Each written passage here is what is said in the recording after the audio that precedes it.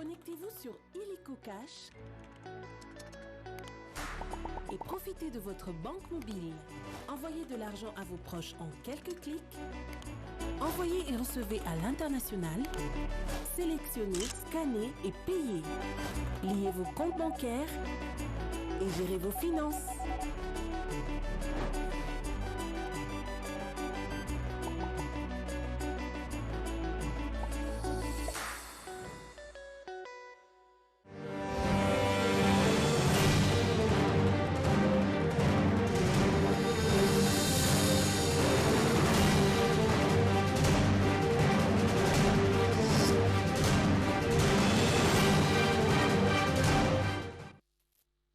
Soir Actualité, Madame, Messieurs, bonsoir et bienvenue à ce festival d'actualité sur votre chaîne. On démarre. La tripartite de Luanda sur la situation sécuritaire à l'est de la République démocratique du Congo s'est clôturée hier mercredi 6 juillet. Les trois chefs d'État ont pris l'engagement de maintenir le dialogue et d'amorcer un processus de désescalade entre Kinshasa et Kigali. Regardez.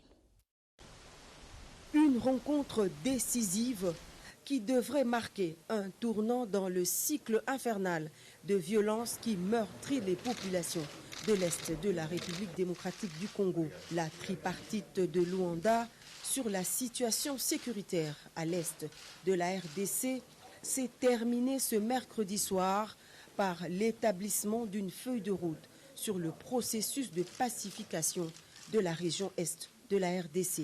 Tout commence par une rencontre à trois entre les présidents Joao Lourenço, Félix Antoine Tshisekedi Tshilombo et Paul Kagame. Pas de communiqué final, mais un point de presse commun des trois présidents et une volonté commune affichée de faire baisser la tension entre les deux voisins. L'objectif central étant de restaurer la confiance perdue entre Kinshasa et Kigali par l'instauration d'un dialogue et d'une concertation permanente établie sous l'égide de la CIRGL et du processus de Nairobi dans le cadre de la Communauté d'Afrique de l'Est. Concrètement, cela se fera graduellement via l'application de la feuille de route qui permettra au final, si chacun respecte vraiment ses engagements, de réchauffer les relations politiques, diplomatiques et économiques entre le Rwanda et la République démocratique du Congo. Ce que je peux dire à propos du contenu de la réunion de ce jour est que de part et d'autre, il y a eu en tout cas l'intention manifeste d'avancer et de mettre fin à cette crise. Comme l'a dit le président Lourenço, il s'agit de rétablir la confiance entre nos deux pays et surtout nos deux peuples. Une confiance qui a malheureusement été rompue alors que, à mon sens, tout allait bien dans la voie de la normalisation entre nos deux pays. Je m'étais entrepris, en tout cas, de tirer un trait sur le passé dès mon arrivée à la tête de la République démocratique du Congo pour envoyer un signal fort, non seulement au Rwanda seul, mais à tous nos voisins, à toute la région, de mon intention d'avoir des relations désormais tournées vers des échanges profitables à nos pays, à nos populations, et de regarder plutôt vers le développement de cette région qui, à mon sens, est l'une des plus riches d'Afrique, plutôt que de verser dans des tensions inutiles comme on a pu l'observer dans le passé. À court terme, la nouvelle donne passe par la relance de la commission mixte RDC-Rwanda. La première rencontre de cette commission mixte, cadre de dialogue permanent entre les deux pays, est prévue incessamment dans la capitale angolaise. Mais dans l'immédiat, la feuille de route prévoit la cessation des hostilités et le retrait sans condition du M23 de ses positions en République démocratique du Congo. Ce qui est en mon pouvoir pour faire avancer la situation, sortir mes compatriotes de cet enfer qui dure déjà depuis une vingtaine d'années. lequel enfer a été encore aggravé par cette situation regrettable du M23.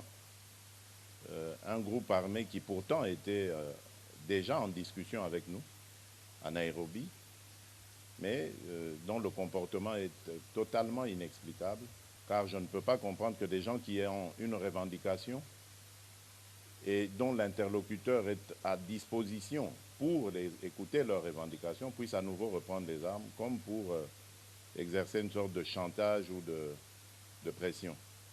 Donc j'espère vraiment et j'attends de ce processus qu'il apporte le cessez-le-feu immédiat et le retrait de ce groupe du M23, en attendant évidemment que l'on mette en marche la feuille de route qui amènera un processus de paix, de stabilité et de confiance. Le retour des réfugiés dans leur pays d'origine est également inscrit parmi les objectifs de la feuille de route de Luanda.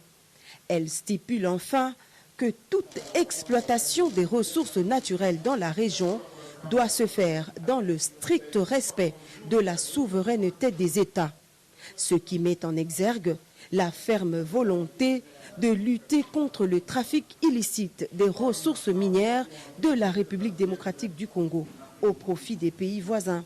Le chef de l'État, Félix Antoine Tshisekedi Tshilombo, garde ainsi le cap de la fermeté pour la défense de la souveraineté nationale et en même temps une ouverture au dialogue diplomatique sincère pour imposer la paix à l'est de la RDC. Le président de la République et sa délégation sont rentrés au pays ce mercredi soir. Conclusion et décaissement de la deuxième revue du programme élargi du gouvernement appuyé par la FEC, entendez, Fédération des entreprises du Congo. Ce sujet était au centre d'un point de presse co-animé par le ministre d'État en charge du budget Aimé Bougie, le ministre des Finances Nicolas Kazadi et la gouverneure de la Banque centrale du Congo, Rose Kabedi. C'est un reportage signé Lauriane Malala, Philomène Touloula et Fabrice Kenge.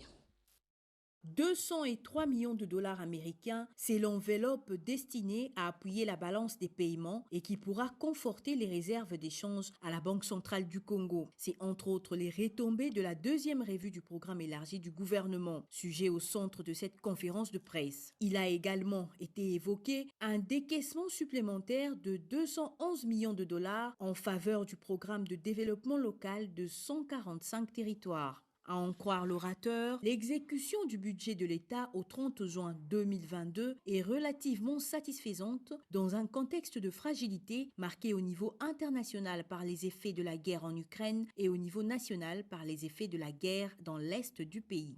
Parmi les retombées, il y en a une que le ministre du Budget a évoquée sur les retraites, mise à la retraite de plusieurs milliers de gens, mais aussi transfert de certains fonctionnaires qui aujourd'hui touche une retraite jusqu'à 1500 francs congolais par mois de retraite pour un fonctionnaire qui a travaillé toute sa vie. Et nous les transférons dans la caisse qui a été la CENSAP, la caisse pour l'administration publique de création récente. Et il n'y aura plus de fonctionnaires qui toucheront moins de 60 000 francs de retraite. Ça peut aller jusqu'à 200 000, 300 000. C'est ça un des changements que nous apportons. Cette année, nous comptons transférer au moins 5 000 agents. Et nous allons accélérer. Les réformes qui sont actuellement engagées seront poursuivies et renforcées dans plusieurs secteurs, notamment l'informatisation de la chaîne de la recette pour renforcer les capacités des régies financières à mobiliser les recettes, la rationalisation des dépenses fiscales, la lutte contre la corruption, ainsi que l'amélioration de la gouvernance et la transparence dans le secteur minier. La guerre d'agression imposée à la République démocratique du Congo dans sa partie est cause de nombreuses conséquences, notamment sur les plans économiques au niveau de la région des Grands Lacs. Moralité, cela nécessite de reconstruire la paix et la confiance à travers un dialogue franc et permanent entre ces différents pays. C'est juste une réflexion de Jonas Moudintampi Cournois. La construction de la paix dans la région des Grands Lacs doit reposer exclusivement sur le dialogue entre les hommes et les femmes de cette région, susceptibles de transcender leurs problèmes quotidiens pour trouver les énergies dont les pays de la région ont besoin pour sa construction en vue de stimuler le développement et la croissance économique internationale. Sinon, rien de durable ne pourra être réalisé dans la région et l'Afrique en général si la partie est de la République démocratique du Congo est toujours envahie par les forces étrangères soutenues par ses voisins. Depuis le déclenchement de la guerre d'agression à travers les forces négatives en République démocratique du Congo, l'environnement des affaires et de l'économie reste dans une situation d'incertitude. Les échanges commerciaux bilatéraux et multilatéraux au rabais, les accords de coopération régionaux au point mort, développement des trafics illégaux avec ses conséquences incalculables. Du point de vue social, la population de l'Est humanitairement reste très vulnérable, visiblement malheureux. La population de la région congolaise en particulier, touchée sérieusement par la crise de guerre en répétition lui imposée par ses voisins qui fragilise l'équilibre macroéconomique, attendent une réponse favorable des dirigeants de la région à Luanda et les accords de Nairobi signés dernièrement dont la coopération économique ne peut être envisagée en dehors de ces cadres entre la République démocratique du Congo, le Rwanda et d'autres pays. Si le plan de la construction de la paix aboutit aujourd'hui, le mérite sera aussi au crédit des pays frères et amis qui se sont investis sincèrement pour trouver la paix dans la région des Grands Lacs, notamment la partie est de la République qui a perdu plus ou moins 15 millions de la population civile. Il s'agit du président de Kenya, de l'Angola pour leur facilitation. On change de chapitre pour parler cette fois-ci de la Commission électorale nationale indépendante. L'heure est à l'inventaire du matériel électoral et leurs formalités. Et c'est le questeur adjoint Sylvie Birembano Baloumé qui a donné les coups d'envoi de cette opération. C'était à l'entrepôt de la CENI, situé près de l'aéroport international de Ndjili. C'est dans l'entrepôt central de la CENI, situé près de l'aéroport international de Ndjili, que le questeur adjoint de la CENI, Sylvie Birembano Baloumé, mandaté par le numéro 1 Denis Kadima, a donné le coup d'envoi de l'opération des inventaires et de contrôle du matériel électoral. Cette activité s'est déroulée en présence de Madame le secrétaire exécutif national adjoint, Marie-Josée Kapinga, et des cadres de la CENI. Je suis satisfaite de la séance des simulations parce qu'il y a eu au préalable un briefing qui a été fait par le secrétariat exécutif national qui est représenté ici par Madame le Sénat et les autres directeurs. Nous sommes très fiers du travail qui a été fait et nous avons compris que les personnes qui sont affectées à ce travail connaissent les composantes d'abord des kits. Rappelons que cette activité a été ponctuée par la séance de simulation scindée en 2 étapes, la vérification physique des composantes des matériels et la fonctionnalité du matériel électoral. On reste à la centrale électorale pour parler du 2e vice-président et les rapporteurs ont échangé tour à tour avec les délégations des partis politiques. D'abord, l'Alliance des écologistes congolais Les Verts, conduite par son président Didas Pembe. Ensuite, l'Alliance des Congolais progressistes des Jean Teningo Bilambaka. Edith Menta Mwamboui. Le 2e vice-président de la Commission électorale nationale indépendante, Didi Manaralinga, assisté de Mme Patricia Seyamoulela, rapporteur à la CENI, ont animé le cadre de concertation de cette institution. À l'issue de ces échanges, le chef de la délégation du parti Alliance des écologistes congolais, Les Verts, conduite par son président Didas Pembe, s'est ouvert à la presse.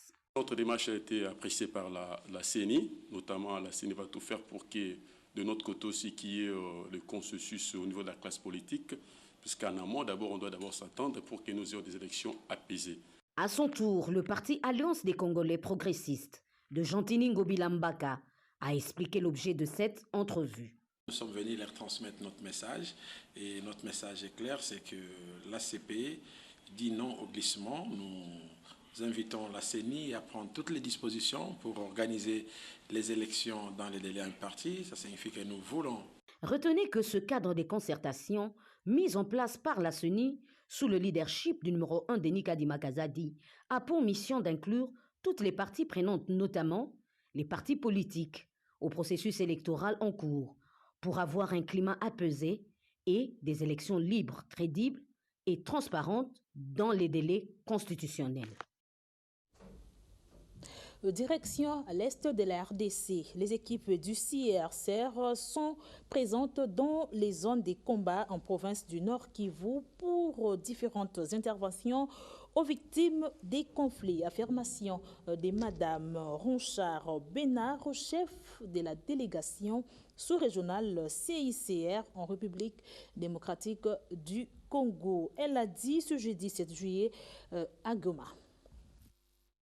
La chef de la délégation du Comité international de la Croix-Rouge, CICR pour la République démocratique du Congo, est en visite de suivi des activités de cette ONG internationale au Nord Kivu. Rachel Bernard a rencontré le gouverneur militaire Constant Dima au musée des Imbi dans la ville de Goma. Ils ont échangé sur la situation humanitaire à Rutshuru et dans la partie nord-est du Nord Kivu.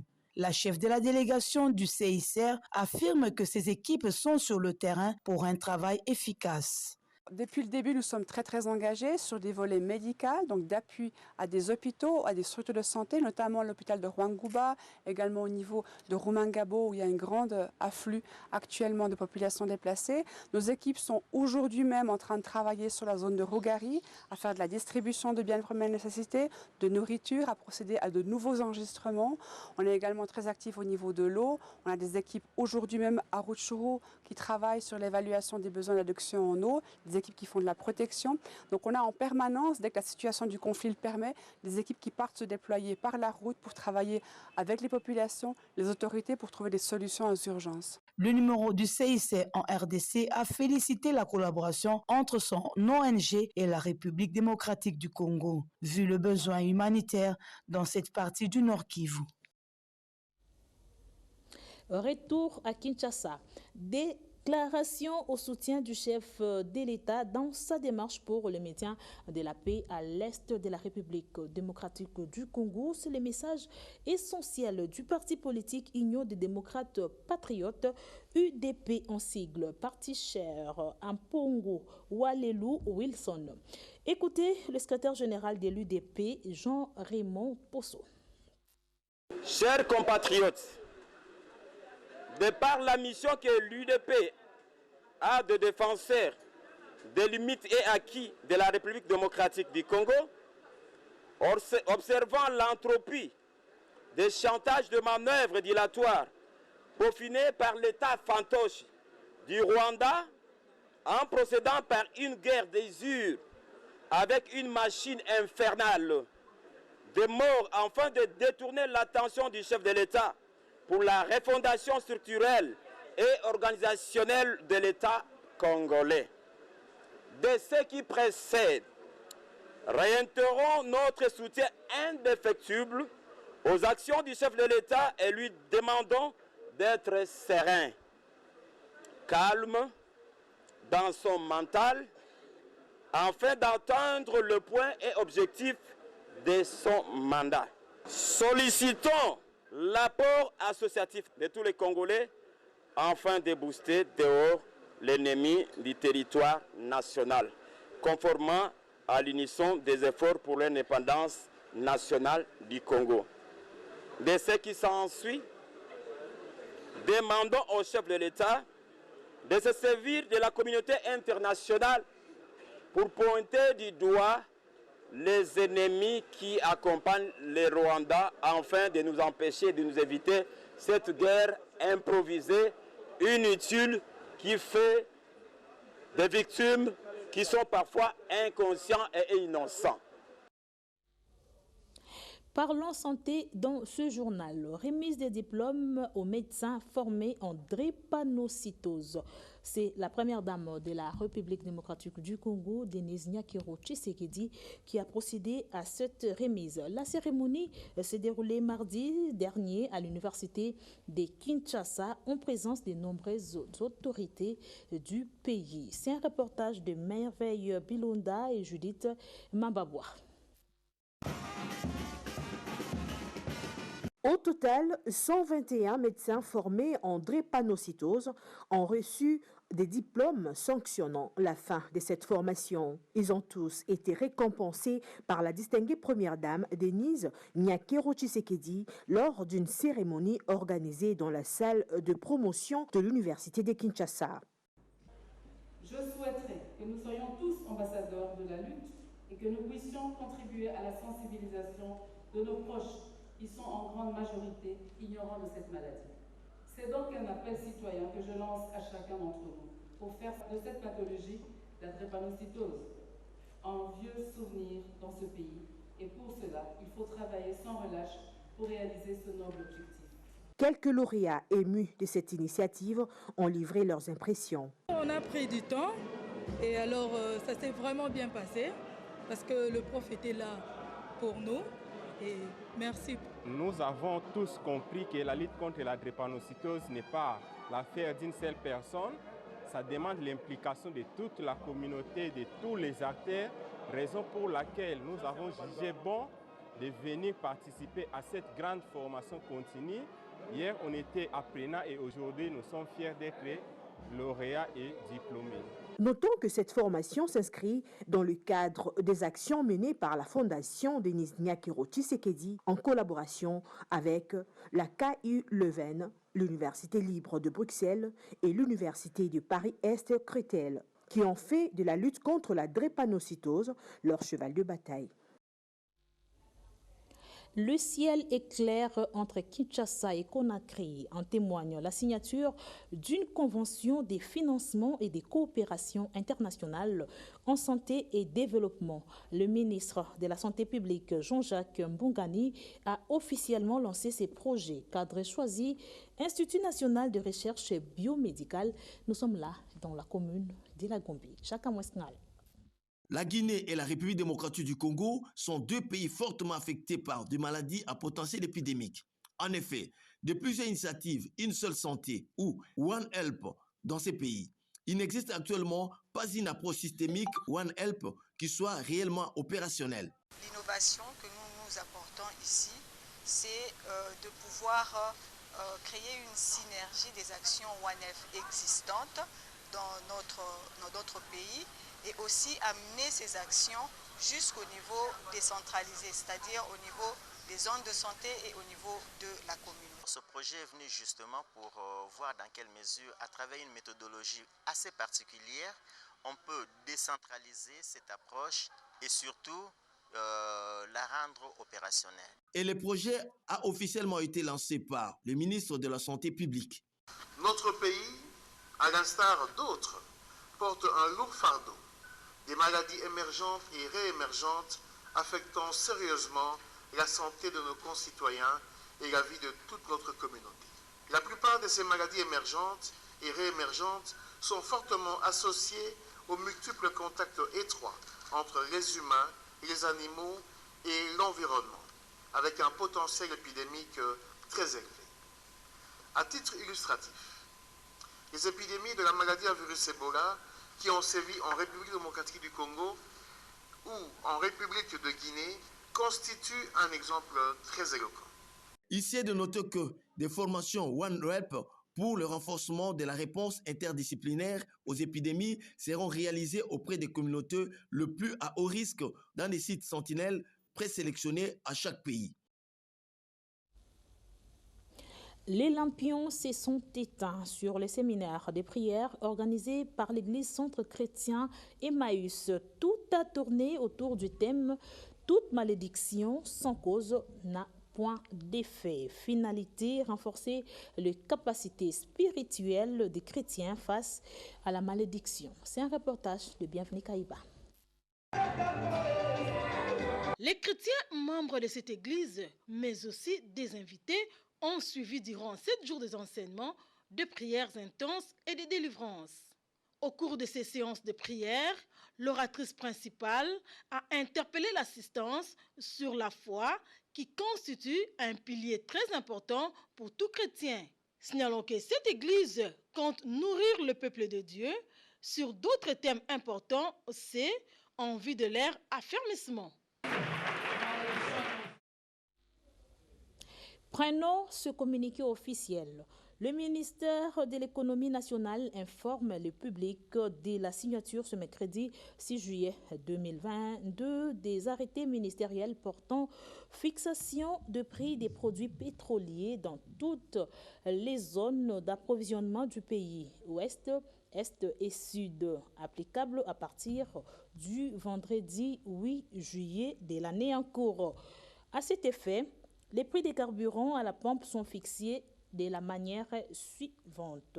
Pour les carburants terrestres, zone d'approvisionnement ouest, essence 2495 francs congolais par litre. Gasoil 2485 francs congolais par litre. Pétrole 2100 francs congolais par litre.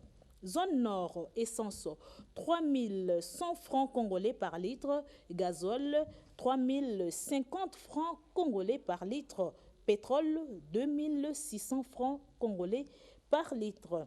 Zone d'approvisionnement est, essence 3100 francs congolais par litre, gazole 3050 francs congolais par litre et pétrole 2600 francs congolais par litre. Zone d'approvisionnement sud, essence 3145 francs congolais par litre, gazole 3140 francs congolais par litre et le pétrole à 2700 francs congolais par litre. Pour les carburants d'aviation Jet 1, zone ouest, vols internationaux 3313 francs congolais par litre, vols nationaux 1875 francs congolais. Zone est, vols internationaux 3173 francs congolais et vols nationaux 2860 francs congolais. Zone sud, vols internationaux 3393 francs congolais et vols nationaux 2727 francs congolais. Ce réajustement des prix est motivé par l'évolution considérable des paramètres de la structure des prix et la nécessité de maintenir l'équilibre du système d'approvisionnement du pays en produits pétroliers. Secrétaire général de l'économie, fait à Kinshasa, Célestin Tuité Yambwembo. Parcourons l'actualité parue ce jeudi 7 juillet 2022 à Kinshasa. C'est une signature d'Edith Meta Mwamboui.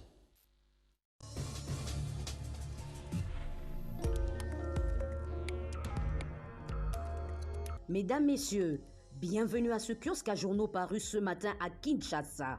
Ouvrons cette revue de presse avec la consoeur La Prospérité qui titre à sa une.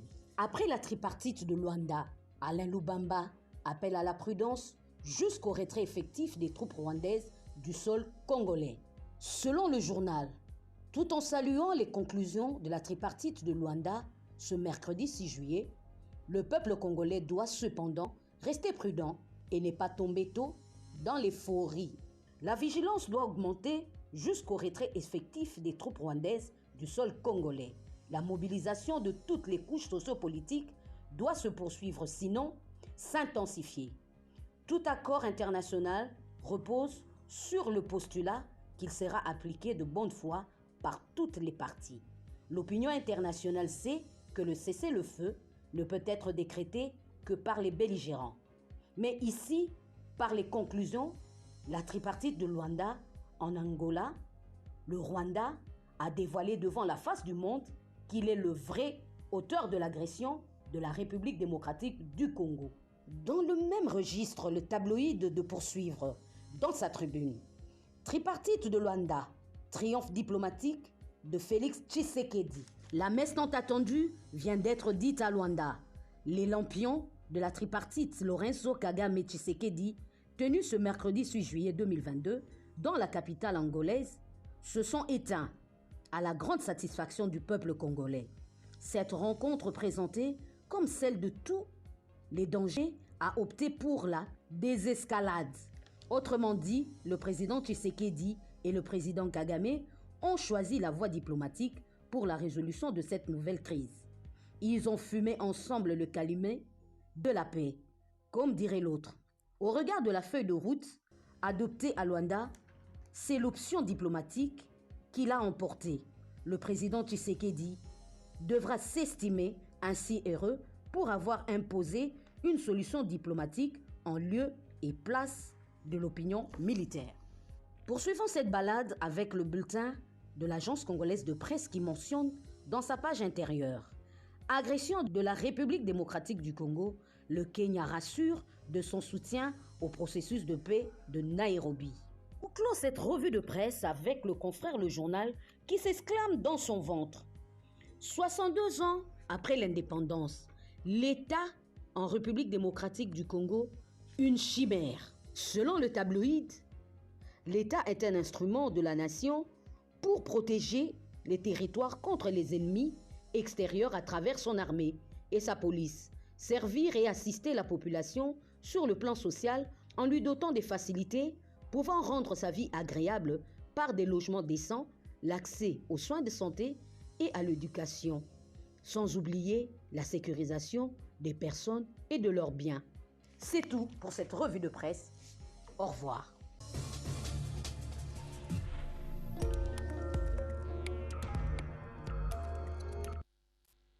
Et voilà, c'est par cette note de la revue de presse que nous bouclons complètement cette édition du journal. Madame, Messieurs, merci de l'avoir suivi et restez branchés au programme de la chaîne thématique. Au revoir.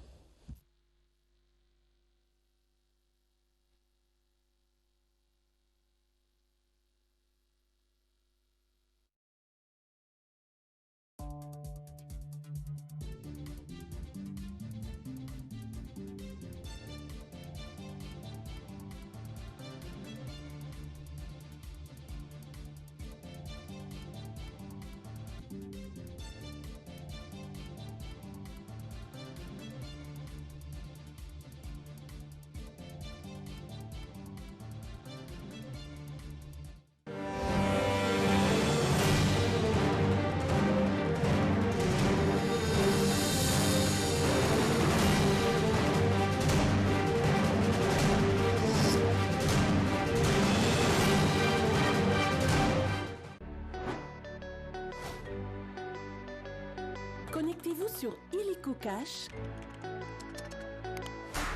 et profitez de votre banque mobile. Envoyez de l'argent à vos proches en quelques clics. Envoyez et recevez à l'international. Sélectionnez, scannez et payez. Liez vos comptes bancaires et gérez vos finances.